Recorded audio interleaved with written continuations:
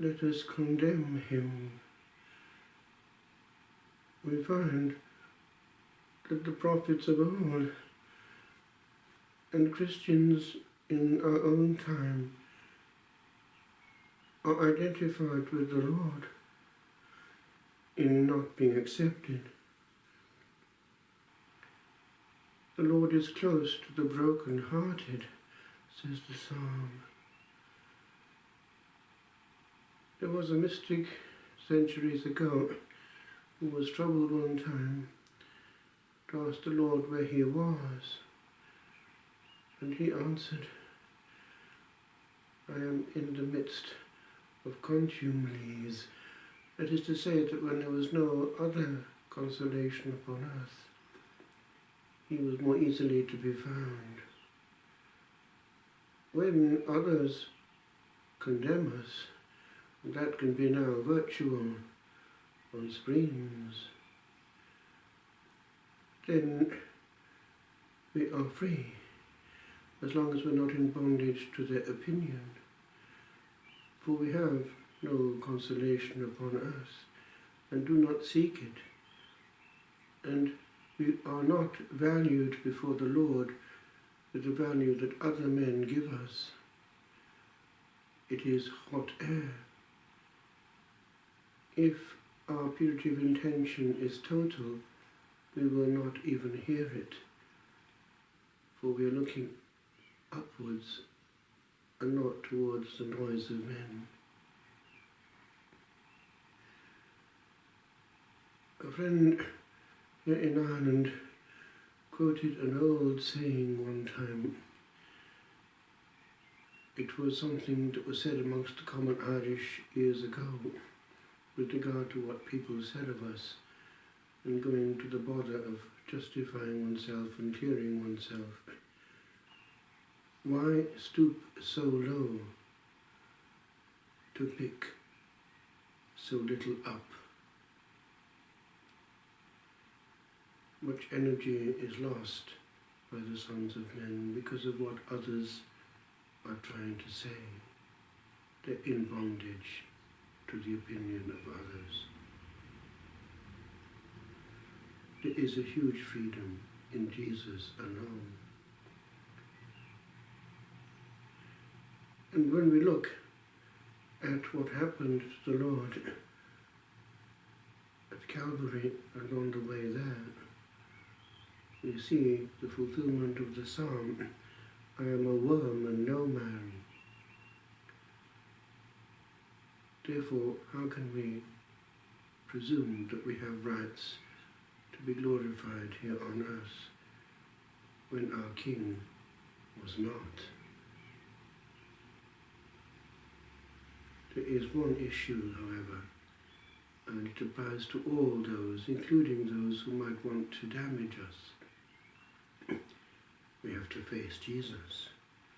And we face him at death as we are already facing him now. If we're nervous about facing him, then we might be nervous when we sit in the scales at judgment. Those who are free and are satisfied with the Lord's opinion of them in this world are actually in a better place, even though they may be the butt of men. For with that inner freedom, they have also joy. And in Jesus, we are secure. Those who make a lot of noise and have a lot of time to pass judgment on others are actually secretly afraid. Is it not true that a bully projects his own fears? It gives apparent force, but a bully is a coward deep down. There is a huge peace also in not having too many words in our day,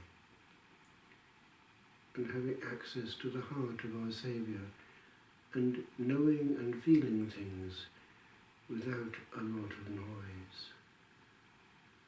This too, the noisy of the world cannot know. The there are too many impulses in their soul to hear the sound of silence, and in it the still, small voice.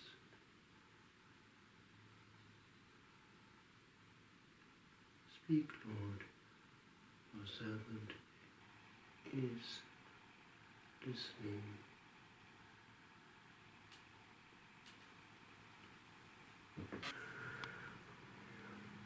Jesus, remember me when you come into your kingdom. Jesus, remember me when you come into your kingdom.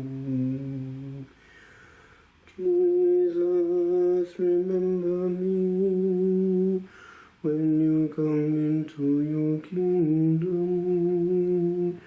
Jesus, remember me when you come into your kingdom. Jesus, remember me when you come into your kingdom. Jesus, remember me when you come into your kingdom.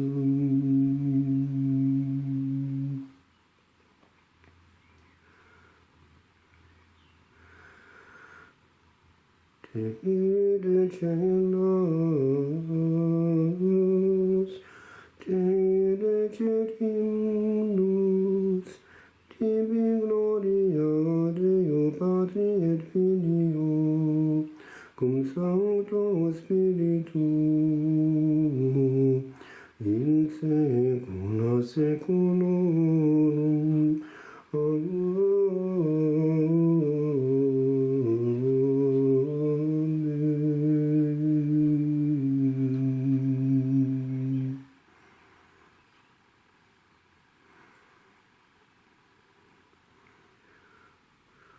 Amen.